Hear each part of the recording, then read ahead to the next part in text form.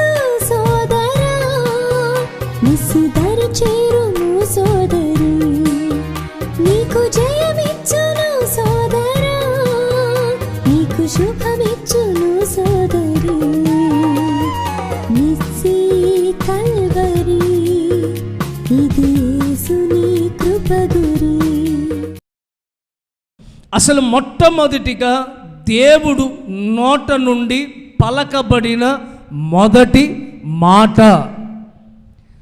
ఏం మాట్లాడాడు? మొదటిగా ఆదికాండము 1వ అధ్యాయం 3వ వాక్యం. దేవుడు వెలుగు కమ్మని పలుకగా, వెలుగు కలగమని పలకగా వెలుగు కలిగెను. 6వ వాక్యం. మరియు దేవుడు జలముల మధ్య ఒక నివాసము కలిగి ఆ జలములను ఈ జలములను వేరుపరుచుదురు గాక అని పలికెను. స్తోత్రం. మొట్టమొదటిగా దేవుడు ఏం మాట్లాడారు? మీకు ఎవరికైనా తెలుసా? బిగినింగ్, దేవుడి నోట నుండి మొదటి మాట ఏమని పలకబడింది? మొట్టమొదటిగా దేవుడు కలుగునుగాక అని ఆయన పలికిన మాట. ఆయన నోట నుండి మొట్టమొదటి మాట కలుగునుగాక, జరుగునుగాక. కలుగునుగాక అన్నా జరుగునుగాక అన్నా, ఇప్పుడు దేవుడు నిన్ను ఆశీర్వదించునుగాక మీరేమంటారు? అనరు మీరు, ఎందుకంటే మీకు దరిద్రత అంటే ఇష్టం. దేవుడు మిమ్మల్ని స్వస్థపరచునుగాక అన్నారా? అదేంటిది? మీకు రోగాలంటే ఇష్టం కదా, మారారా మీరు కూడా? అదేదో ఉందిగా, అది ఒక్కప్పుడు సార్ నేను మారిపోయాను సార్. స్తోత్రం. ప్రభువు మిమ్మల్ని దీవించునుగాక, మీ పిల్లల్ని దేవుడు అభివృద్ధి పరచునుగాక, మీ అవసరముల కరుణ ప్రభువు తీర్చునుగాక. మీరు ఆమేన్ ఎందుకు అంటున్నారు? ఆమేన్ ఎందుకు అంటున్నారు? అది జరుగును గాక. ఇప్పుడు దేవుడు ఏమన్నారు? మొదటి మాట దేవుడు ఏం మాట్లాడారు? అవి జరుగును గాక అంటే దేవుడు ఏమంటున్నారంటే ఆమేన్. ఈరోజు దేవుడు ఎలాగున తను తాను ప్రత్యక్షమయ్యారంటే ఆమేన్ అనువాడుగా ఆయన ప్రత్యక్షమయ్యాడు. దేవుడికి అనేకమైన పేర్లు ఉన్నాయి.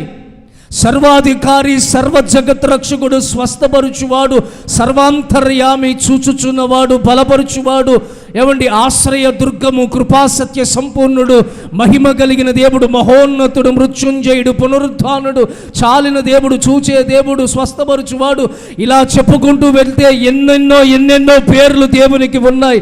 అలాంటి పేరులో ఒక పేరే ఆమేన్ అనే దేవుడు మన యేసయ్య. ఈరోజు ఈ స్థలములోనికి ఆయన ఎలా దిగవచ్చాడంటే, ఇక్కడ ఎంతమంది అయితే ప్రార్థన చేస్తున్నారో మీ ప్రార్థనలు అన్నిటికీ నా దేవుడు ఆమేనని ముద్ర వెయ్యునుగాక, మీరు అడిగిన ప్రతి వాటిని జరుగునుగాక అని నా దేవుడు పలుకునుగాక. స్తోత్రం. ఆమేన్ అనే మాట చాలా విలువైనది. రోజుకి ఎన్నిసార్లు ఆమెన్ అనే మాట మీరు మాట్లాడతారు? మీకు ఏదైనా లెక్క ఉందా? ఒక ఆదివారం రోజు దేవుని మందిరానికి వచ్చిన సేవకుడు కానీ సంఘ విశ్వాసులు కానీ ఆమెన్ అనే పదాన్ని ఎన్నిసార్లు ఉచ్చరించుంటారు అని ఎవరైనా లెక్క పెట్టుకోగలుగుతారా? ప్రతి సందర్భంలో ఈ పదాన్ని మనం వినియోగిస్తాం. నీకు విడుదల కలుగునుగాక అంటే ఆ మాట మాట్లాడతాం. దేవుడు నీకు సొంత ఇల్లు ఇచ్చునుగాక, నీ కోర్టు సమస్యలు కొట్టివేయునుగాక, నీ మరణపు వ్యాధిని నా దేవుడు తొలగించునుగాక, నీ దుఃఖాన్ని సంతోషంగా చేయునుగాక, నీవు సొంత ఇల్లు కట్టుకుందువుగాక, ఉద్యోగము కలిగి ఉందువుగాక, వ్యవసాయము కలిగి ఉందువుగాక, సంపాదించుకుందువుగాక, గర్భఫలము తెరవబడునుగాక, ఉద్యోగం వచ్చునుగాక. వెంటనే మనం నోటితో మనము ఎవరు చెప్పకుండానే మనము ఆమేన్ అనే మాటను ఉచ్చరిస్తాం. ఈ పదానికి చాలా విలువ ఉంది. దీనిని పిచ్చిగా అజ్ఞానంగా మాట్లాడటానికి వీల్లేదు. కొంతమంది మాట్లాడుతున్నప్పుడే దేవుడు నిన్ను శపిస్తాడు ఒకవేళ అన్నారు అనుకోండి. ఎవరైనా ఈ ఆమెన్ అని అలవాటైన వాళ్ళు అప్పుడు అనొచ్చా? నీ పిల్లలు దాన్ని అనుభవిస్తారు అని అన్నప్పుడు వాళ్ళు అనొచ్చా మాట? వాళ్ళు అనొచ్చా? ఏమన్నారు? ఇదిగో మీ పిల్లల గురించి మీరు విలపించండి, రాయి మీద రాయి నిలబడదు. ఈ శాపానికి, ఈ దోషానికి నేను కారణం కాదు అని పిలాతంటే అప్పుడు వాళ్ళు ఏమంటారు? ఈ రక్తము మా మీద మా పిల్లల మీద ఉండును గాక అని వాళ్ళు పిచ్చిగా ఆ శాపాన్ని అంగీకరించారు. నా ప్రియ దేవుని బిడ్డలారా, దేవుని సన్నిధికి వచ్చినప్పుడు చాలా జాగ్రత్తగా మనసు పెట్టి వాక్యం వింటే నువ్వు దీవించబడతావు. ఇంక మాటికి ఎవరినో శపించి ఆమెనంటే జరుగుద్దా? ఎవరినో తిట్టిది జరుగుద్ది నీ జీవితంలో అని ఆమెన్ అంటే జరుగుద్దా? స్తోత్రం. హేతువు లేని శాపము వర్తించదు. మీరు భయపడకండి. హేతువు లేకుండా ఎవరైనా మిమ్మల్ని దూషించినా, శాపనార్థాలు పెట్టినా అది మీ మీద కానీ మీ పిల్లల మీద కానీ ఎప్పుడూ పని చెయ్యనివ్వడు. భయపడద్దు. నేను పలానా వాళ్ళు మామే శాపనాలు పెట్టారండి, పలానా పాస్టర్ గారు మమ్మల్ని శపించారండి, పలానా పాస్టర్ గారు శపించారంటే బిలాము పెట్టిన ఏ శాపనాలు పనిచేయలేదు. స్తోత్రం. దేవుడు ఆదిలో జరుగునుగాక అని పలికిన దేవుడే బైబిల్ చివరి పుస్తకమైనటువంటి ప్రకటన గ్రంథం 3వ అధ్యాయంలో 14వ వాక్యంలో చూడండి ఒకసారి. ప్రకటన గ్రంథములో 7 సంఘపు దూతలకు రాయుచున్న సంగతులు, 7 సంఘాలకి దేవుడు కొన్ని మాటలు తెలియపరిచాడు. నన్ను చూడండి ఒకసారి. ఒక్కొక్క సంఘములో ఉన్న లోపాలు, వాళ్ళు చేసిన గొప్ప పనులు కూడా దేవుడు మెచ్చుకున్నాడు, అలాగే వాళ్ళని ఖండించాడు కూడా. 7 సంఘాలకి రాసిన పత్రిక. 7వ సంఘమైనటువంటి లవోదికా సంఘముల గురించి 14వ వచనములో ఏమంటున్నాడో ఒక్కసారి చూడండి. లవోదికా సంఘపు దూతకు ఇలాగు వ్రాయము, ఆమేన్ అనువాడు నమ్మకమైన సత్యసాక్షి దేవుని సృష్టికి ఆదియనైన వాడు చెప్పు సంగతులేవనగా నీ క్రియలు నేను ఎరిగి ఉన్నాను. చాలండి, మీరు తర్వాత ఆ విషయాలని చూసుకోండి. లవోదికా సంఘముతో దేవుడు ఏమంటాడంటే ఆమేన్ అనువాడు చెప్పు సంగతులు ఏమనగా, ఆదిలో ఏమన్నాడు? జరుగునుగాక అని ఆమేన్ అనే దేవునిగా ప్రత్యక్షమయ్యాడు. ప్రకటన పుస్తకములో 7వ సంఘములో కూడా దేవుడు ఎలా ప్రత్యక్షమయ్యాడంటే ఆమేన్ అనే దేవునిగా ప్రత్యక్షమయ్యాడు. మొదటి సంఘానికి చెప్పలేదు. ఏ సంఘానికి చెప్తున్నాడు? 7వ సంఘం అనగా సంపూర్ణతకు సూచన. 7 అనగా సంపూర్ణతకు సూచన. అలా సంపూర్ణతకు సూచనగా ఉన్న కడవరి సంఘము. అక్కడ 7 కడవరి, ఇక్కడ కడవరి సంఘం మనమే. ఇంకో సంఘం ఉందా? భూమి మీద ఇంకో సంఘం స్థాపించబడుతుందా? చెప్పండి. భూమి మీద ఇంకో సంఘం స్థాపించబడుతుందా? సంఘం ఎత్తబడుతుంది కానీ ఇంకా సంఘం స్థాపించబడదు. అంటే ఆఖరి కడవరి సంఘం మనమే. ఇప్పుడు ఈ కడవరి సంఘము నిస్సి కల్వరి సంఘమునకు దేవుడు చెబుతున్న మాట ఆమేన్ అనువాడు చెప్పుచున్న సంగతులు. Praise the lord. మీ పక్కనున్న వాళ్ళతో చెప్పండి, నీ దేవుడు ఆమేన్ అనువాడు అని చెప్పండి. ఎవరు మన దేవుడు? ఎవరు? ఆమేన్ అనువాడు. స్తోత్రం. మరి దేవుడు ఏ సందర్భంలో ఈ మాటను ప్రస్తావిస్తున్నాడు? తిమోతికి రాసిన మొదటి పత్రిక 6వ అధ్యాయము 16వ వాక్యాన్ని చూడండి. తిమోతికి రాసిన మొదటి పత్రిక 6వ అధ్యాయము 16వ వాక్యం. సమీపింపరాని తేజస్సులో ఆయన మాత్రమే సంచరించుచు అమరత్వము గలవాడై ఉన్నాడు. మనుషులలో ఎవడు చూడలేడు, ఎవడును చేరనేరడు. శాశ్వతమైన ప్రభావము కలిగి ఉండును గాక. ఆమేన్. స్తోత్రం. ఎప్పుడు దేవుడు ఆమేన్ అని ప్రస్తావిస్తున్నాడంటే ఎవరు సమీపించరాని తేజస్సులో, ఏ మనుష్యుడు చేరలేనిది, ఏ మనుష్యుడు చూడలేని మహాప్రభావముతో శాశ్వతమైనటువంటి మహిమ చేత ఆయన నింపబడి అప్పుడు ఆమేన్ అనే మాటను ప్రస్తావిస్తున్నాను. స్తోత్రం. ఈ మాటలు అందరికీ అర్థం కాకపోవచ్చు. ఎందుకంటే కేవలం ఆశీర్వాదాల వైపే తొంగి చూసేవానికి వాక్యంలో ఉన్న లోతైనటువంటి మర్మాలు అర్థం కావు. కొంతమందికి మాత్రమే దేవుని గురించినటువంటి తృష్ణ కలిగిన వారు, వాక్య లోతులో అధ్యయనం చేస్తున్నటువంటి విద్యార్థులకు మాత్రమే ఈ విశేషమైన వర్తమానం అర్థమవుతుంది. స్తోత్రం. ప్రారంభములో పలికిన మాట జరుగునుగాక అంటే ఆమేనని పలికాడు. అది ఆదికాండములో. ప్రకటన గ్రంథములో కూడా 7వ సంఘం అనగా ఆఖరి సంఘములో కూడా ఏమని పలుకుతున్నాడు? ఆమేన్ అనేవాడు చెప్పే సంగతులు ఇక్కడ అర్థమవుతుంది మనకి. అంటే ప్రారంభము నుండి ముగింపు వరకు మన మధ్యన ఉండి ఆమేనని పలికే దేవుడు. రెండవ విషయం, అసలు ఎవరి ఎవరి ఎవరి సందర్భంలో, ఏ సందర్భంలో దేవుడు ఈ మాట మాట్లాడుతున్నాడు? పరలోకములో సింహాసనములో కూర్చుని 24 పెద్దల మధ్యన మాట్లాడిన మాట కాదు ఇది. స్తోత్రం. ఏకాంతముగా ఎవరు సమీపించరాని తేజస్సులో అంటే అర్థం ఏంటి? ఎవరు లేరు అక్కడ. ఎవరు? అర్థమవుతుందా?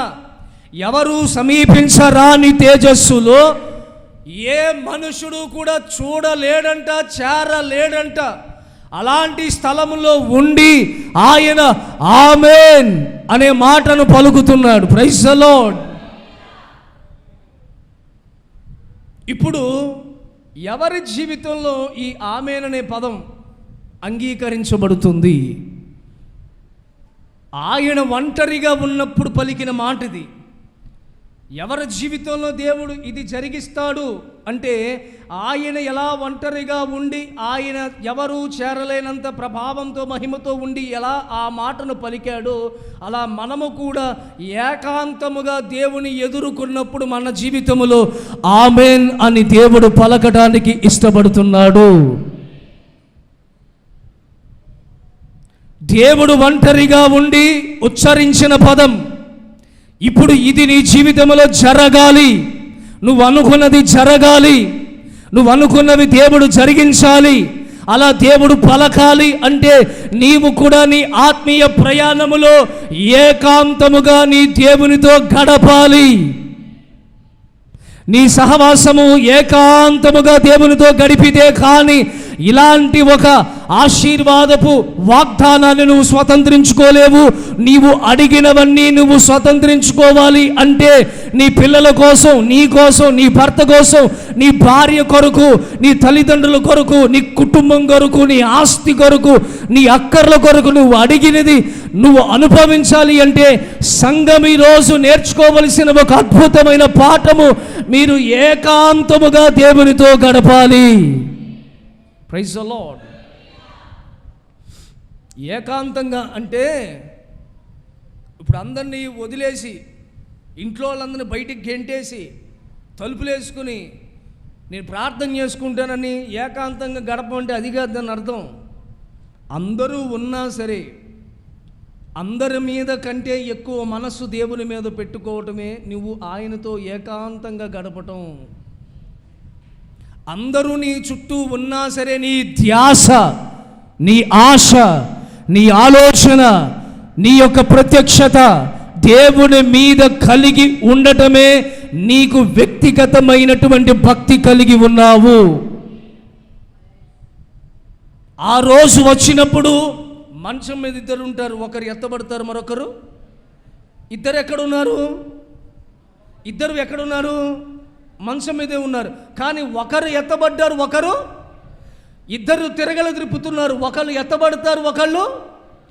ఇద్దరు పొలములో ఉన్నారు, ఒకళ్ళు ఎత్తబడతారు, ఒకళ్ళు విడవబడతారు. ఇప్పుడు చెప్పండి, ఇద్దరు ఉన్న స్థలంలో రాకడ వచ్చినప్పుడు ఎందుకు ఒకళ్ళే ఎత్తబడ్డారు అంటే, ఇద్దరు ఒక చోట ఉన్నా ఈ ఒకరికి దేవుని మీద మనస్సు ఉంది, దేవుని మీద ఆలోచన ఉంది, దేవుని రాకడ గురించిన ప్రత్యక్షత ఉంది. పక్కన భార్యతో ఉన్నా సరే, పక్కన పిల్లలతో ఉన్నా సరే, పక్కన కుటుంబంతో ఉన్నా సరే, పక్కన స్నేహితుడితో ఉన్నా సరే, నీ మనస్సు యేసయ్య మీద ఉండాలి, నీ ఆలోచనలు యేసయ్య మీద ఉండాలి. ఎప్పుడైతే సంఘము అలాంటి లోతైన ప్రత్యక్షత సంఘము కలిగి ఉంటుందో ఆ సంఘము రాకడలో కొనిపోబడే సంఘముగా మార్చబడుతుంది. ప్రైజ్ ది లార్డ్, హల్లెలూయా. యెషయా గ్రంథములో 51వ అధ్యాయము 2వ వాక్యములో మీరు చూస్తారు, నీ తండ్రి అయిన అబ్రహామును గురించి నీవు ఆలోచించు, నిన్ను కన్న నీ తల్లి అయిన శారాయిని గురించి నీవు ఆలోచించు. ఏమా? అతడు ఒంటరి అయి ఉండగా నేను అతని పిలిచి తిని, అతడు ఒంటరి అయి ఉండగా నేను అతన్ని పిలిచి తిని, అతన్ని ఆశీర్వదించి పెక్కు మంది అగునట్లుగా నేను అతనిని చేసి తిని. Praise the lord. ఆదిలో ఆమెన్ అన్నవాడు ముగింపులో కూడా ఆమెన్ అనువాడు. ఎప్పుడు ఆమెన్ అంటున్నాడు అంటే, ఎవరూ చేరలేని తేజస్సులో ఒంటరిగా ఉన్నప్పుడు ఈ మాటను ప్రస్తావిస్తున్నాడు. ఎవరికి ఈ మాట ఉచ్చరించబడుతుంది అంటే, ఆయన ఎలా ఒంటరిగా ఉండి గడిపాడో అలా ఒంటరిగా ఉండి దేవుని కొరకు గడుపుతున్న వారి జీవితంలో ఇది నెరవేరుతుంది అని మనము అర్థం చేసుకుంటున్నాం. ఉదాహరణకు బైబిల్లో చూస్తే, విశ్వాసమునకు తండ్రిగా ఉన్నటువంటి అబ్రహామును దేవుడు ఎప్పుడు పిలిచాడట? చదువుకున్నారు కదా బైబిల్లో. ఎప్పుడు పిలిచాడట? అతడు ఒంటరిగా ఉన్నప్పుడు దేవుడు అతన్ని పిలిచాడు. ఇప్పుడు నేను ఒక ప్రశ్న అడుగుతా, అబ్రహాము ఒంటరిగా ఉన్నాడు అంటున్నాం కదా, షారాయి లేదా? ఉందా లేదా? పనివారు లేరా? ఆస్తి లేదా? ఉందా లేదా? స్తోత్రం. బంధువులు లేరా? ఉన్నారు కదా. మరి దేవుడు ఎందుకు యెషయా ప్రవక్త ద్వారా అతన్ని నేను ఒంటరిగా ఉన్నప్పుడు పిలిచాను అంటే, అబ్రహాము జీవితం ఎలా ఉందంటే అందరూ ఉన్నారు కానీ అనాథగా బ్రతుకుతున్నాడు. పిల్లలు లేని లోటు, కొన్ని లోటులు అందరూ ఉన్నా సరే వెలితిగా మనల్ని ఉంచుతుంది. చూడండి, హన్నా భర్త అంటాడు 10 మంది పిల్లలు పుట్టినా సరే, వాళ్ళకంటే నేను గొప్పవాడిని అన్నా సరే, హన్నా ఓదార్చబడిందా? చెప్పండి గట్టిగా. హన్నా సర్లేనండి, మీరంత మంచి మాట చెప్పారు, ఇంతకంటే గొప్ప భర్త నాకు పిప్పర్లో కాదు పరలోకంలో కూడా దొరకడు అని ఊరుకుందా? ఊరుకుందా? లేదు. దారలుగా కన్నీళ్లు కారుస్తుంది. ఒంటరిగా మిగిలి ఏకాంతముగా దేవుని మందిరములోనికి వెళ్ళి ఎక్కి ఎక్కి ఏడుస్తూ సోలిపోయేటట్లుగా, సొమ్మసిల్లిపోయేటట్లుగా, ఏమండి, ఆమె ప్రార్థన చెయ్యలేక గొంతులో నుండి మాట కూడా రాని పరిస్థితుల్లో మూలుగుతూ రోధిస్తూ ఏడ్చి ప్రార్థన చేస్తే దేవుడు ఆ చోట ఆమె ప్రార్థన విని ఆమేన్ అని దేవుడు కార్యం చేశాడు. సేవకుడు ఏమన్నాడు? అమ్మా, నీ కన్నీరు దేవుడు చూశాడు, నీ దుఃఖాన్ని ప్రభు చూశాడు, యెహోవా చూశాడు, మరుసటి సంవత్సరానికి ఈసారికి నువ్వు చక్కని బిడ్డ కలిగి ఉంటావు అని చెప్పగానే యెహోవా దేవుడు ఆకాశములో నుండి అది జరుగునుగాక అన్నాడు. అలాగే మరుసటి సంవత్సరానికి సమూయేలు పుట్టాడు. స్తోత్రం. మీ బాండింగ్, దేవునికి మీకు మధ్యలో ఉన్న ఆ సంబంధము బలమైనదై ఉండాలి. దానిని మధ్యలో, మీ ఇద్దరి మధ్యలో, దేవునికి మీకు మధ్యలో ఏది అడ్డు రాకూడదు. నన్ను చూడండి, నీ భర్త అడ్డు రాకూడదు, నీ భార్య అడ్డు రాకూడదు, నీ పిల్లలు అడ్డు రాకూడదు, నీ ఇల్లు అడ్డు రాకూడదు. చూడండి, కొంతమంది ఇల్లు లేదండి ప్రార్థన చేయండి అంటారు. ఇల్లు వచ్చిన తర్వాత, ఇల్లు కట్టుకున్న తర్వాత ఇల్లుని ఎలా వదిలేసి వస్తామండి? అందుకే ఒక వారం మా ఆయన ఇంటికి కాపలా, ఇంకొక వారం నేను ఇంటికి బయటేమో యెహోవా నా కాపరి. స్తోత్రం. హౌసింగ్ బోర్డులో ఇలాగే ఒక ఆయన యెహోవా నా ఇంటికి కాపరి అని పెట్టుకున్నాడు. సాయంత్రం ఇంకా వెలుతురు ఉండగానే దొంగల ఇంట్లో పడి, ఈ అయ్యగారు ఎదర గేట్ ఉంటుంది కదా, ఇంట్లోకి రావడానికి గేట్ ఉంటుంది కదా, గేటు, ఆ గేటు దగ్గర కుర్చీ వేసి కూర్చున్నాడు. గేటు తీసి కుర్చీని ఎత్తుకుని మనుషుల లోపలికి తీసుకెళ్ళి తలుపులేసేసి మొత్తం బంగారం డబ్బు అన్నీ తీసుకుని వాళ్ళు కట్టేసి బయట తాళం వేసి వెళ్ళిపోయారు.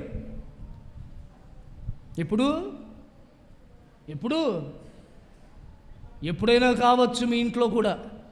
ఎప్పుడు అని నన్ను అడిగితే ఎప్పుడైనా కావచ్చు, అది ఇప్పుడు కావచ్చు, రేపు కావచ్చు. ఎందుకు అంటే బయట బోర్డు తగిలించడం కాదు, బోర్డు తగిలించి నీకు నచ్చిన జీవితం చేయడం కాదు, దేవుని మీద ఆధారపడాలి. పెళ్ళవట్లేదండి బాబు, చూసినోళ్ళు దెయ్యం చూసినట్టు పారిపోతున్నాడు. అసలు దెయ్యం చూసినట్టే పారిపోతున్నారు. అసలు పెళ్ళే అవ్వట్లేదంటే ప్రార్థన చేస్తే ప్రభుత్వం ఉద్యోగం సంబంధించిన వాళ్ళు పెళ్ళికి వచ్చారు. అసలు మామూలుగా చూసిన వాళ్ళే పారిపోతున్నారు. అలాంటిది ఎవరు వచ్చారు? ప్రభుత్వ ఉద్యోగం చేసుకునే ఆమె సంబంధం వచ్చిందండి. అప్పుడు ఎంత నిష్టగా ఇద్దరు వచ్చి దేవుని మందిరంలో ప్రార్థన చేసుకోవాలి. పెళ్ళయింది, మొదటి వారం రాలా. పాస్టర్ గారు అనుకున్నాడు మొదటి వారం కదా కుదరలేదేమో అనుకున్నాడు.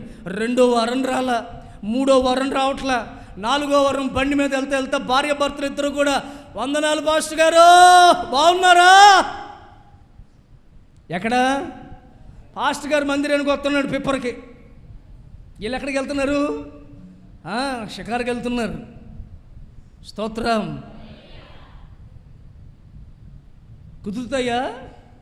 కుదురుతాయా?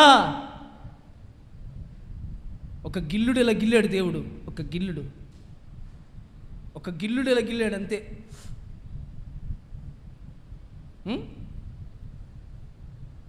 గందరగోళం పరిస్థితులు ఏర్పడతాయి కుటుంబాల్లో. నా మాటతో నేను ఎన్ని చెప్పకూడదు, మీరు దాని విషయంలో అలా ఉండకూడదు. మీరు కుటుంబాలు చిన్న భిన్నమైపోతాయి దేవుని కంటే ఎక్కువగా దేనిని ఇష్టపడితే. ఇప్పుడు అబ్రహాముని ఒంటరిగా ఉన్నప్పుడు దేవుడు పిలిచాడు, పిల్లల్ని ఇస్తానన్నాడు కదా. అబ్రహామునికి 100వ సంవత్సరంలో వాగ్దాన కుమారుడైన ఇస్సాకునిచ్చాడు. ఇస్సాకు ఒక యవన వయసుకు వచ్చాడు, ఓ 10-16 సంవత్సరాలు అనుకుందాం పోనీ. అంటే 116 సంవత్సరాల వయసు ఎవరిది? అబ్రహాముది. ఇస్సాకు వయసు ఓ 16 సంవత్సరాలు అనుకుందాం. ఇప్పుడు దేవుడు అబ్రహామును పిలిచి, అబ్రహామా, నువ్వు లేక ప్రేమించుచున్న నీ ఒక కుమారుని తీసుకొచ్చి నేను అడిగే పర్వతం దగ్గర అతని నీవు బలి ఇవ్వాలి అన్నాడు. స్తోత్రం. అబ్రహాం దగ్గర అప్పుడు శారం ఉందా? హాగర్ తెల్లు ఉందా? ఇస్మాయిల్ ఉన్నాడా? 318 మంది ఉన్నారా? గొర్రెలు ఉన్నాయా? మేకలు ఉన్నాయా? దాసులు ఉన్నారా? పనివాళ్ళు ఉన్నారా? అబ్రహాం ఎవరికైనా చెప్పాడా? మీరు చూడండి, దేవుడికి అబ్రహాముకున్న సంబంధం అది. స్తోత్రం. దేవుడు అడిగాడు, అబ్రహాం అలాగే ఉన్నాడు. శారమ్మకి చెప్పుంటే ఏమయ్యేది? కొంప కొల్లేరైపోయేది. మన దగ్గర కొల్లేరే ఏమయ్యేది? ఎలనిచ్చేదా? ముసలోడా పుట్టక కొడుకు పుట్టాడంటే తీసుకెళ్ళి దేవునికి ఇమ్మంటే దేవుడు అసలు ఇచ్చింది దేవుడు అయితే మళ్ళీ దేవుడు అడుగుతాడా? స్తోత్రం. గొలుసు పోయింది, ప్రార్థన చేస్తే గొలుసు దొరికింది అనుకో, దేవుడు రాత్రి కనబడి, మందిరంలో చాలా పనులు ఉన్నాయి కదా, గొలుసు తీసుకెళ్ళిన ప్రార్థన మందిరంలో పడి ఏం చేస్తారు మీరు? అప్పుడు యేసు నామములో సైతానా పో. పాస్టర్ గారంటే పిచ్చి కళ్ళు వస్తాయండి. మొన్న మీరు ప్రార్థన చేస్తే గొలుసు దొరికిందా? అది దేవుని కార్యం కదా. సాతాను గారు అంటాడు, గొలుసు తీసుకొచ్చి మీకు ఇమ్మంటున్నాడు, ప్రార్థన చేయించుకుని పాస్టర్ గారికి అంటున్నాడు. పిచ్చి కదా, సైతాను గారు కదా. స్తోత్రం. చేతులెత్తి. అసలు ఎవరైనా ఇస్తే తీసుకుంటారు, ఇమ్మంటే ఇస్తారా? మాట్లాడండి. దేవుడు అడిగినా ఇస్తారా?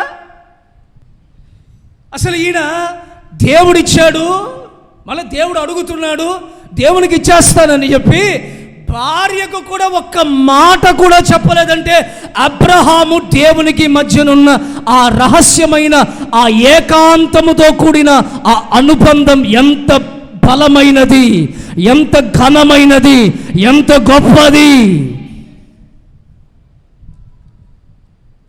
భార్య చెప్తే ఊరుకొని ఎత్తదా? సర్లే, బలిచ్చేది ఎవరిని? ఇస్సాకును కదా. మరి ఆయనకి చెప్పకపోతే బాగోదని కొడుకని చెప్పాడా? 318 మందికి చెప్పాడా? అందరికంటే ప్రియమైన వాడు ఎలియాజర్కి చెప్పాడా? ఎవరికేం చెప్పట్లా. కట్టెలు రెడీ చేయమన్నాడు, నిప్పు రెడీ చేయమన్నాడు, తాడు రెడీ చేయమన్నాడు, కత్తి రెడీ చేయమన్నాడు. స్తోత్రం. బయలుదేరి వెళ్ళిపోతున్నారు. శారముతో అన్నాడు, ఇస్సాకును తీసుకుని వెళ్తున్నాను. ఎందుకో? గట్టావిడావిడి, మామూలు ఆవిడ కాదు. ఎందుకో? ఎందుకంటావేంటి? పనుంది తీసుకెళ్తున్నాను అని చెప్పి చక్కగా బయటికి తీసుకొచ్చి, ఏమండి వెళ్తున్నారు. ఓ చోట వచ్చేసరికి దేవుడు అన్నాడు, ఈ పర్వతం మీద నీ కుమారుని నువ్వు నాకు బలి ఇవ్వాలి అబ్రహాం. పనులందరినీ ఇక్కడే ఉండండి, మీరందరూ ఇక్కడ ఉండండి. ఆ కర్ర, ఆ కత్తి, ఆ తాడు, ఆ నిప్పు ఇలావండి. అయ్యా మేము వస్తామయ్యా. వద్దు, మీరు రావు, మీరు ఎక్కడ ఉండండి. సరే, ఎవరిని తీసుకెళ్తారు? ఇస్సాకుని తీసుకెళ్తా. ఇస్సాకు నేను వెళ్తామంటే, అయ్యా మీరు ఇద్దరు వెళ్తున్నారు, మరి బలి పశువేది? వధించబడడానికి గొర్రె మేకో బలి పశువు ఉండాలి కదా. ఏమండి, దేవుడు చూసుకుంటాడని చెప్పి బయలుదేరి కొండ మీదకి ఎక్కుతుంటే ఇస్సాకు కూడా అడుగుతున్నాడు, అమాయకంగా ఇస్సాకు అడుగుతున్నాడు, అన్న బలికి ఇప్పుడు అన్నీ ఉన్నాయి, అన్నీ కట్టే కర్ర అన్నీ ఉన్నాయి, కానీ మరి గొర్రె మేక ఏదో ఒకటి ఉండాలి కదా, మరి ఏం లేదేంటంటే యెహోవా చూచుకుంటాడు. స్తోత్రం. ఎవరు చూసుకుంటారు? దేవుడు చూసుకుంటాడు. ఆ మాట పలికాడో లేదో, పలుకుతున్నాడో లేదో, దేవుడు పైనుండి ఆమేన్ ఏమన్నాడండి? పైనుండి ఆమేన్, అబ్రహాం నేను చూసుకుంటాను. నిజంగానే వీళ్ళు కొండ ఎక్కుతూ ఉండగానే ఆల్రెడీ దేవుడు ఒక పొట్టేలును పొదలో సిద్ధపరిచాడు. వదకు కావలసిన వాటిని దేవుడు ముందే ఆ పర్వతం మీద పొట్టేలుని ఏమండి ఆ పొదలో సిద్ధపరిచుంచాడు.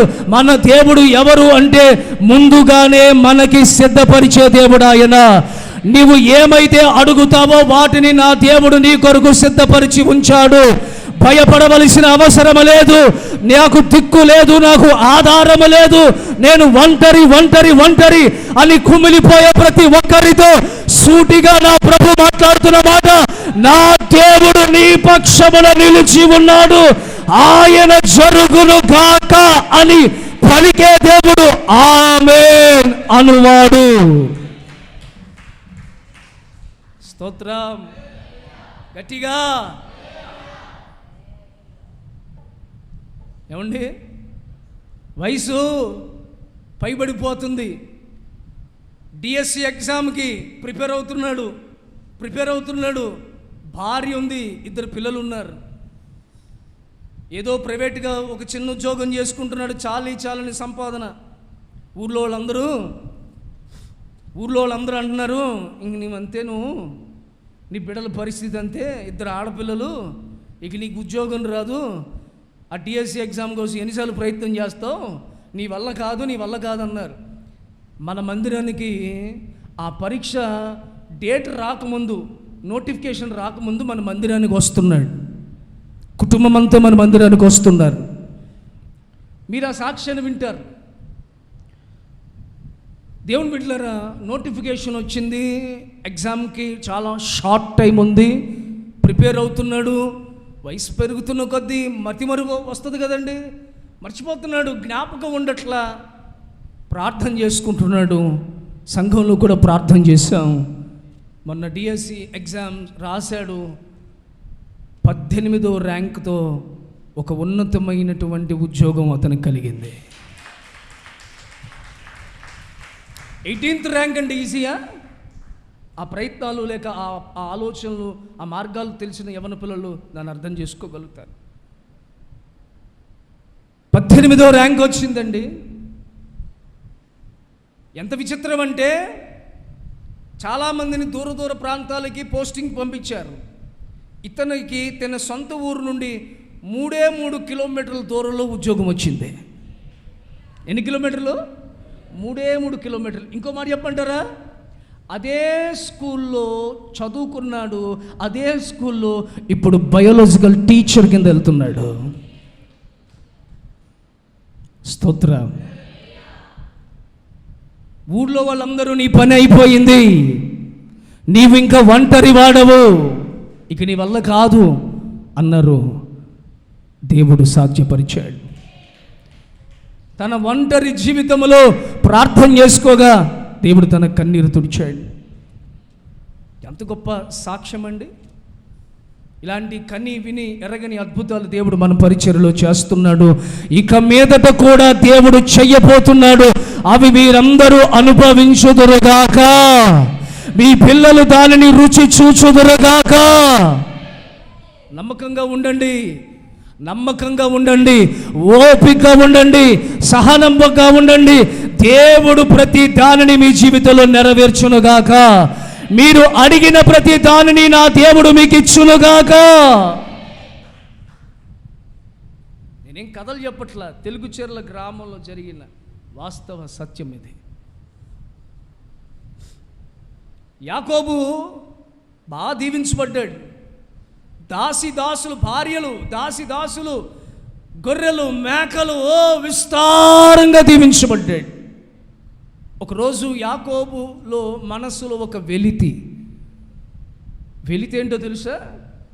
నేను దీవించబడ్డాను కానీ యెహోవా చేత ఆశీర్వదించబడలేదు. ఆస్తి ఉంది కానీ ఆత్మ సంబంధమైన తృప్తి లేదు. ఒకరోజు ఆదికాండం 32 అధ్యాయం మీరు తర్వాత చూసుకోండి, 22 నుంచి ఉంటాయి. ఆ రాత్రి యాకోబు ఏం చేశాడంటే తన కలిగిన వాటిని అన్నిటినీ ఏం చేశాడట, ఎబ్బేకు రేవును దాటించి అర్ధరికి పంపించాడు. నాతో మీరు చెప్పండి, కలిగి ఉన్న వాటిని అన్నిటినీ అర్ధరికి పంపించను. ఎక్కడికి? అర్ధరికి అన్నిటినీ పంపించి ఈదరి ఒక్కడే నిలిచి ఆ రాత్రంతా ఆశీర్వాదం కోసం దేవునితో పెనుగులాడుతూ ప్రార్థన చేస్తున్నాడు. నేను ఒక మాట చెప్తాను, మీరు బాగా వినండి. కలిగి ఉన్న వాటిని అన్నిటినీ, ఒక సందర్భంలో నీకు కలిగి ఉన్న వాటిని అన్నిటినీ నువ్వు కళ్ళు మూసుకుని అన్నిటినీ నాకేమీ లేదు అని అన్నిటినీ అర్ధరికి పంపించు. ఈ ఇద్దరిని నువ్వు నిలబడు. నీ ఇద్దరి దేవుడు రాబోతున్నాడు. నీ తలరాతను దేవుడు మార్చబోతున్నాడు. ఒంటరిగా ఉన్న ఆ దరికి దేవుడు వచ్చి నీ దారిద్రతనంతా ఆయన తొలగించునుగాక. ఎవరినైనా ఉంచుకున్నాడా? పక్కన పెట్టుకున్నాడా? ఉండమన్నాడా? అన్నిటి పంపించేసి డబ్బుందా, డబ్బును పంపించాడు. గొర్రెలు పంపించాడు. కుటుంబాన్ని పంపించాడు. ఒక్కడే ఎందుకో గడపాలనిపించింది దేవునితో. ఎందుకో నా దేవునికి నాకు మధ్యలో కొన్ని ఇబ్బందులు ఉంటున్నాయి. నేను ఆయనతో సఖ్యత లేకుండా ఉన్నట్టున్నాను. నా మనసులో ఆశీర్వాదం లేదు. నా మనసుకి ఆశీర్వాదం కనబట్టలేదు. ఇవన్నీ చూస్తుంటే ఇవన్నీ ఆశీర్వాదం కాదు. అసలు దేవుడు నన్ను ఆశీర్వదిస్తేనే అదే నా జీవితంలో అసలైన ఆశీర్వాదం. అది నాకు లేదు అనే లోటు, బాధతో ఏడ్చి ప్రార్థన చేస్తుంటే ఆ ఒక్కడిగా ఉన్న యాకోబును చూసి దేవుడు కోట్లాది దేవదూతలందరినీ విడిచిపెట్టేసి, సింహాసనాన్ని విడిచిపెట్టేసి, పరలోక సియోను విడిచిపెట్టేసి అక్కడికి వచ్చేసి యాకోబుతో దేవుడు మాట్లాడటం మొదలుపెట్టాడు. నీ జీవితంలో కూడా దేవునితో నువ్వు ఏకాంతంగా గడపగలిగితే దేవుని స్వరము నువ్వు వినుదువు గాక, దేవుని ప్రత్యక్షత నీకు కనబడును గాక, ఆయన నీతో మాట్లాడును గాక, ఆయన స్వరము నువ్వు అర్థం చేసుకుందువు గాక. ఆ రాత్రి సమయాలు దేవుని మందిరంలో ఒక్కడే గడుపుతున్నాడు. దేవుడు సమయాలు పిలిచాడు. ఆ చిన్నపిల్లోడిని పిలిచాడు. ఈ చిన్నపిల్లోడి కోసం మహిమకరమైన సింహాసనాన్ని దేవుడు విడిచిపెట్టాడు. అక్కడి నుండి మాట్లాడుతున్నాడు. సమయాలు ఒకసారి పిలిస్తే అర్థం కాకపోతే వదిలేలా, మళ్ళా రెండవసారి సమయాల్ అర్థం కాకపోతే వదిలేలా. వదిలిపెట్టే దేవుడు కాదు మన యేసయ్య. నిన్ను ఎవరైనా వదిలేయచ్చు, ఎవరైనా వద్దనొచ్చు, కానీ ఎన్నడూ వదలనిది, విడవనిది, వద్దనది యేసు ఒక్కడే. పేగు తెంచుకు పుట్టిన నీ బిడ్డ కూడా తల్లి నువ్వు లేకపోయినా నేను బతుకుతాను అంటాడు. కానీ దేవునికి మనము కావాలి, సంఘము కావాలి. ఈ యొక్క యేసు రక్తములో కడగబడిన మనమందరము యేసుకి కావాలి. స్తోత్రం. ఇంత ప్రేమ కలిగిన దేవుని మనం కలిగి ఉన్నాం. ఏమండి? సమయాల్ని బలపరిచాడు దేవుడు. ఒంటరిగా ఉన్న సమయాలతో మాట్లాడాడు. స్తోత్రం. ఒంటరిగా మిగిలిపోయింది రూతు. ఏమండి? దేవుని నమ్ముకున్న కుటుంబంలోకి వచ్చింది. కానీ ఆ కుటుంబం అప్పటికే దేవునికి వ్యతిరేకంగా ఉండటం వల్ల ఆ కుటుంబం మీదకి శాపం వచ్చి యజమానుడు, 20 కుమారులు చనిపోయి ఆ నయోమి పరిస్థితి దిక్కుమాలిన పరిస్థితిలోనికి వెళ్ళిపోయింది. రూతు పరిస్థితి ఏంటి అసలు? హలో, ఆ కోడలు గారు, అమ్మ యవ్వన పిల్ల, ఆమె పరిస్థితి ఏంటి? భర్త లేడు,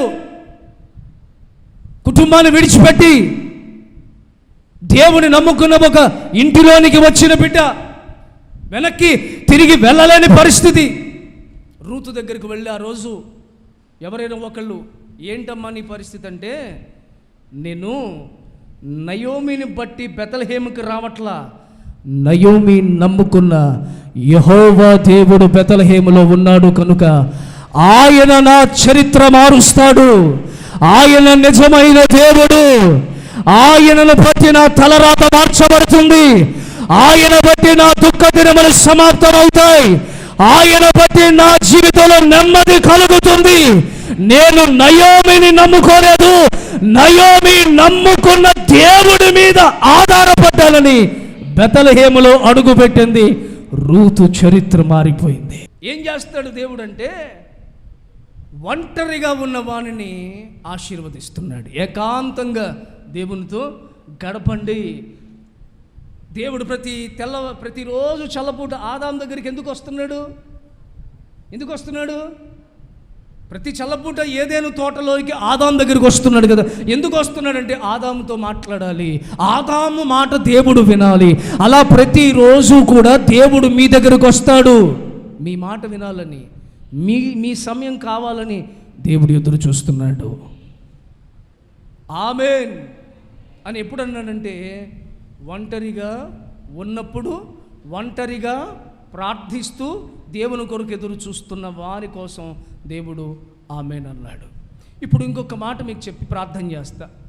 రెండో సందర్భాన్ని చూద్దాం. అదే ఆదికాండం 1వ అధ్యాయం తీయండి. ఆదియందు దేవుడు భూమి ఆకాశములను సృజించెను. భూమి ఆకాశములను సృజించాడు. భూమి నిరాకారంగా ఉంది, శూన్యంగా ఉంది. చీకటి అగాధ జలము పైన కమ్మి ఉండెను. దేవుని ఆత్మ జలముల పైన అల్లాడుచుండెను. దేవునికి స్తోత్రం. రెండవదిగా దేవుడు ఆమేన్ అని ఒక కలుగును గాక అని ఎప్పుడు చేశాడంటే, భూమి ఆకాశమును సృజించావు, ఆ భూమి నిరాకారముగాను శూన్యముగా ఉండెను. ఎలా ఉందట? అప్పుడు దానికి ఒక ఆకారము కలుగునుగాక. ఒకటి ఒంటరిగా ఉన్నప్పుడు కలుగునుగాక అన్నాడు. రెండవదిగా ఆకారము లేదు. తలపైకెత్తండి. ఇప్పుడు దేవుడు భూమి ఆకాశంలో సృజించిన మాట చదివాం కదా. దేవుడు నిజంగా భూమి ఆకాశాలు సృజిస్తే దానికి ఆకారం లేకుండా ఉంటుందా? మాట్లాడండి. యెషయా గ్రంథకర్తలు రాస్తారు కదా, అది చాలా రమ్యమైనది కానీ, అది నివాస స్థలముగా నిర్మించబడింది కానీ అది ఆకారము లేనిదిగా అది సృజించబడలేదు. స్తోత్రం. కానీ అది ఏమైంది? దాని ఆకారాన్ని పోగొట్టుకుంది. నన్ను చూడండి, ఈరోజు దేవుడు మీ అందరినీ కృపావరముల చేత దేవుడు సృజించాడు, ఆత్మ ఫలముల చేత దేవుడు సృజించాడు, మారు మనసు అనే ఫలము చేత ఆయన మిమ్మల్ని సృజించాడు. క్రీస్తు రక్తముల ద్వారా మనము నూతన సృష్టిగా మార్చబడ్డాం. పాతవి గతించెను, సమస్తము కొత్తవాయును. మనము నూతన సృష్టి. ఇప్పుడు నూతన సృష్టి అనేది ఎట్లా ఉంటుంది? ఇప్పుడు మా ఇల్లు అండి రీమోడలింగ్ చేసుకున్నాం అంటారు కదా. అప్పుడు ఇల్లు ఎలా ఉంటుంది చెప్పండి? గోళ్ళకు పెయింట్లు ఊడిపోయి, స్లాబ్ ఊగిపోతా, ఫ్యాన్ ఊగిపోతా, టైల్స్ బద్దలైపోయి ఉంటుందా? రీమోడలింగ్ చేసుకున్నాం అన్న ఇల్లు ఎలా ఉంటుంది? కొత్త ఇల్లులాగా ఉంటుంది. నూతన సృష్టి అన్నప్పుడు మీరు ఎలా ఉండాలి చెప్పండి? ఇంకా పాపంలో, ఇంకా కోపంలో, ఇంకా ద్వేషము, కపటము, అసూయ, అసహనము, నిర్లక్ష్యము, అనాలోచన, దొంగతనము, వ్యభిచారము, త్రాగుడు, పేకాట్లు, ఇంకా గుట్కాలు, ఇంకేమున్నాయి, పందాలు, బెట్టింగ్లు. ఇది నూతన సృష్టి. ఏమంటాడు? క్రీస్తు రక్తములో మనము కడగబడ్డాము, మనమందరము నూతన సృష్టిగా మార్చబడ్డాము. స్తోత్రం. ఇంకో చోట ఏమంటాడు? ఇదిగో నేను ఒక నూతన క్రియ చేయుచున్నాను, అది ఇప్పుడే మీ మధ్యన మొలుచును.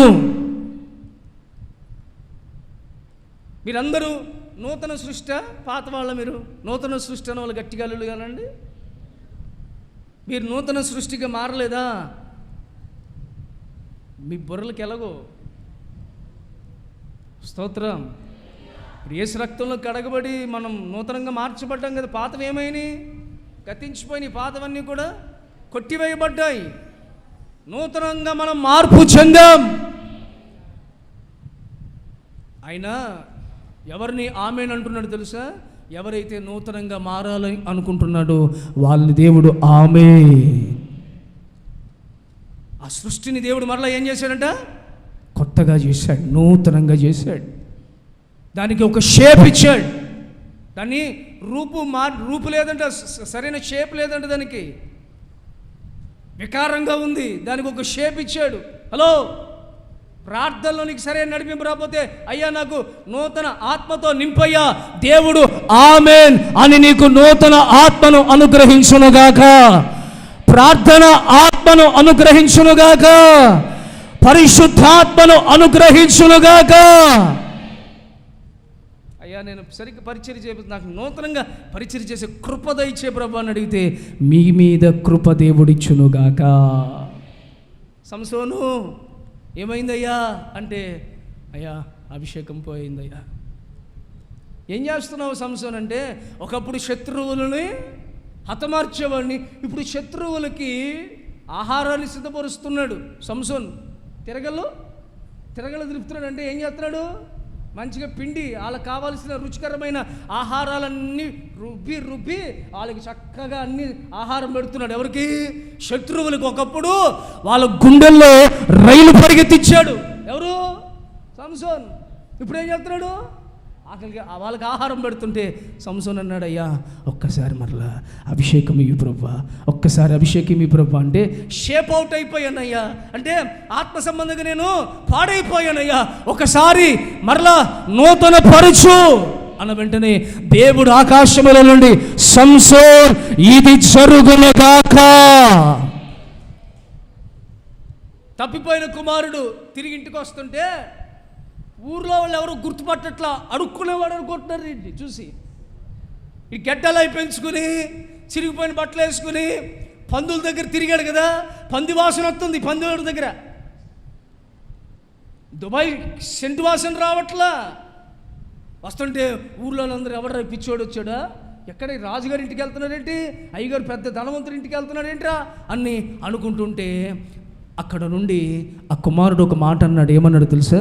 తండ్రి, నీకును పరలోకమునకు నేను విరోధముగా పాపం చేశానయ్యా.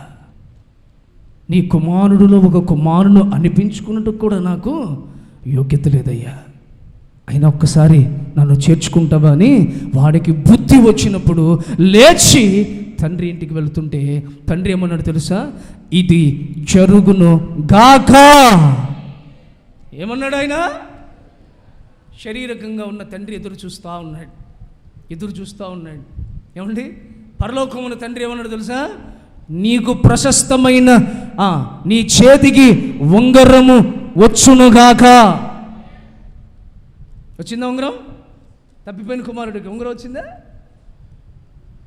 నీకు ప్రశస్త వస్త్రములు వచ్చునుగాక. వచ్చినాయా? నీ కొరకు కొవ్విన తోడను వధించుదురుగాక. వధించారా? నీ కోసం విందు జరుగునుగాక. విలపిస్తున్న ఇంటిలో విందు చేసుకునే ఆనందాన్ని కలగజేశాడు దేవుడు. స్తోత్రం. విషాదముతో ఉన్న ఇంటిలో సంతోష ఆనందాలు దేవుడు కలగజేశాడు. ఎప్పుడో తెలుసా? వాళ్ళంతట వాళ్ళ పొరపాట్లు తెలుసుకుని, నేను ఈ రూపంలో ఉండటం నాకు నచ్చలేదు, ఈ పాపంలో ఉండటం నాకు నచ్చలేదు. ఎవరైనా ఆశపడుతున్నారా ఈ ఆరాధనలో? ఇంకా ఈ సీరియళ్ళు, సినిమాలు, ఈ అబద్ధాలు, బూతులు, వేషధారతనం, నటించడం, మనుషుల దగ్గర ఒకలాగా, పైకి ఒకలాగా, లోపల ఒకలాగా, లేకపోతే ఇక్కడ మాటలు అక్కడ చెప్పటం, లేకపోతే ఒకరి వెనకాల కపటంగా చూడటం, కపటంగా మాట్లాడటం, ఒకడు ఎదుగుతుంటే వారవలేకపోవటం, ఒకడు పాడైపోవడంటే లోపల సంతోషపడిపోవటం లాంటి చెడ్డ నీచమైన పనులు మనసులు మీలో ఉంటే ఎవరైనా తీర్మానం తీసుకుంటే లేచి నిలబడండి, మీ కొరకు నేను ప్రార్థన చేస్తాను. అందరూ లేచి నిలబడండి, ప్రార్థన చేసుకుందాం. తలలు వంచండి, ప్రార్థన చేసుకుందాం. పరిశుద్ధ ప్రేమ స్వరూపినికి స్తోత్రమయ్యా తండ్రి. నాయన ఇంతవరకు దైవ సేవకులు చెప్పిన వాక్యం నిమిత్తం ప్రతి ఒక్కరి హృదయంలో తండ్రి వాక్యం ధ్యానించుకుంటూ ఆ వాక్యానుసారం ప్రతి ఒక్కరూ నడవటానికి కృప చూపబడుచున్నాను. వాక్యం ప్రతి ఒక్కరి జీవితంలో దేవా తండ్రి వాక్యానుసారంగా ప్రతి ఒక్కరూ నడవటానికి కృప చూపి సహాయం దయచేయమని యేసు నామములో అడిగి వేడి పొంది ఉన్నాము తండ్రి. ఆమేన్.